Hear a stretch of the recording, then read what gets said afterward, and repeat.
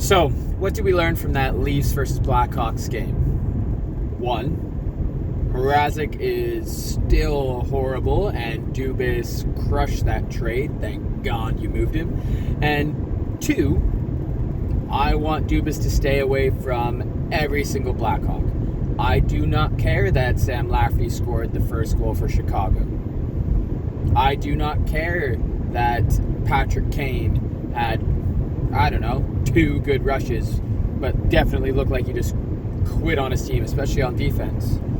I don't care that McCabe had a few good outlet passes, but he also biffed it on the first goal by Willie. Stay away from Chicago. Heck, I don't care that Max Domi is available and Ty Domi used to play for the Leafs, because Max Domi basically played like Alex Kerfoot, though Alex Kerfoot did not play like Alex Kerfoot last night because he played with Marner and Tavares and he actually looked great and he shot the puck. Hell, he scored a goal. It got disallowed. It was an amazing backhand toe drag move by Marner via to Kerfoot. He actually shot that puck. Normally he doesn't. It goes in. He was shooting tonight.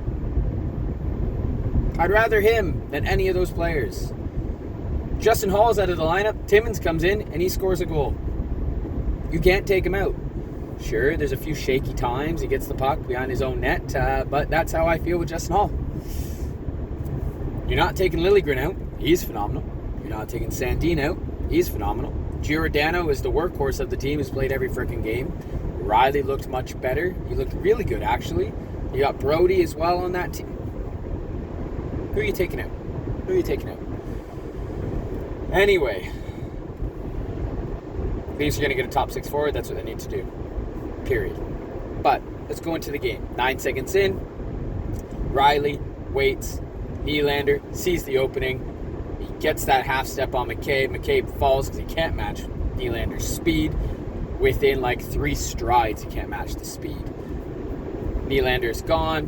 Around Mrazek. Mrazek played it pretty good. He outweighted, but Nylander outweighed him a little bit more. Put it off his skating in. 1-0 Leafs. It sucks that a minute later, Chicago had it tied up. Just a horrible giveaway by Yarncroke. And I was like, oh, great. The Leafs are like a plus 600 to win this game. And they're going to bugger it up. Yarncroke gives it away. Lafferty was a nice goal. Nice on the backhand there. 1-1. I was like, is this how the game's going to go? And we're playing through the first. I get a call from my dad. I'm watching on a delay. And I'm like, oh, my God, it's 1-1. What's going to happen? He goes, no, it's 3-1.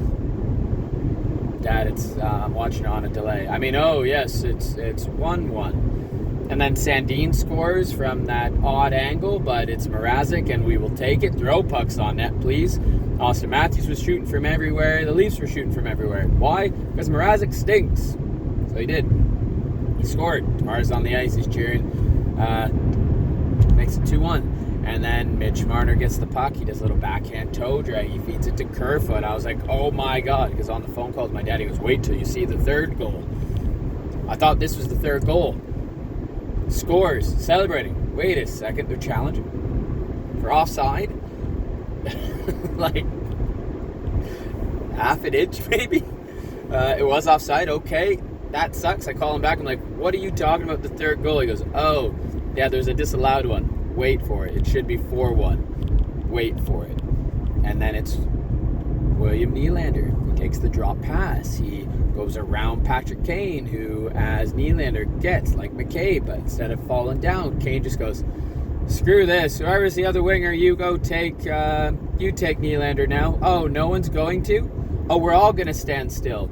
So what we're going to do is William Nylander feeds it right across the ice.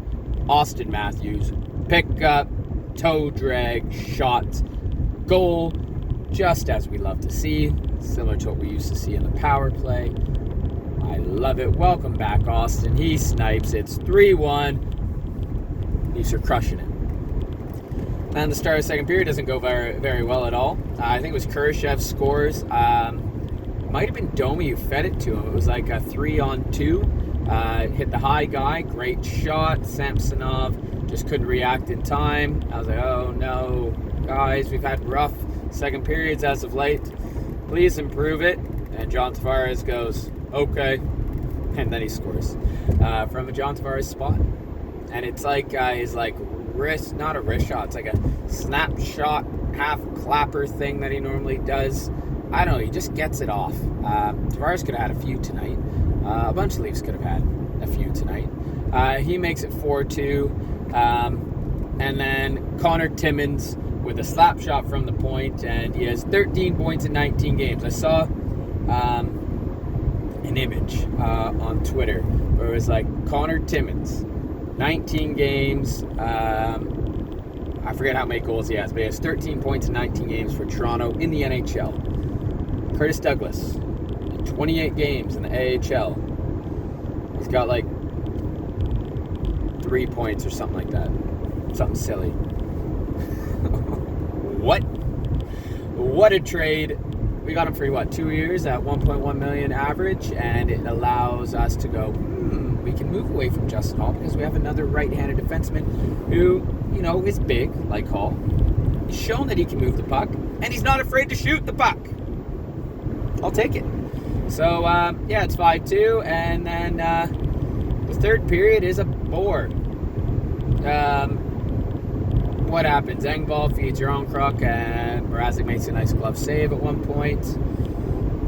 And then it's just like in and out of sleep, basically. I'll take that. I'll take a boring third period and win it 5-2 against the Chicago Blackhawks, as you should. They got it handed to them against Montreal, and then the Leafs come in and a little wobbly to start. Well, no, great start, then wobbly, then a wobbly start to the second. They finish it off, and they outplay Chicago, and they show that they're the more dominant team. And no, this doesn't mean they're going to win the Stanley Cup, but it's nice to see them beat a team that they should beat. That's what should have happened against Columbus, and it didn't. That's what should have happened against Columbus 2 times. I think they play Montreal next, and then I think they play Chicago again. Please don't lose to Chicago in the second game like you did against Columbus, Toronto. Joseph Walsh should be in the next game against Chicago, please. Let him play. Let Samsonov play against Montreal, because I think that's who the Leafs play next. But overall, for this game, it just makes me happy. William Nylander gets his 30th goal, and he's dominant. Mitch Marner is dominant. Tavares is dominant. Matthews is dominant. Riley is dominant. He made a good defensive play on Domi when he lost a half a step there in the first period. There's almost 3 goals on 3 shots, because I think it's Austin Matthews who gets robbed. After Lafferty's goal, they come back the other way, and then he gets robbed. No, it was Tavares. Tavares gets robbed. Like a little spin around. If that goes any higher, that goes in, by the way. But yeah, I think the Leafs outplayed a team they should have, and that's what it should happen. I hate that they played down to a team's level or worse. But I guess that happens in a lot of sport, doesn't it?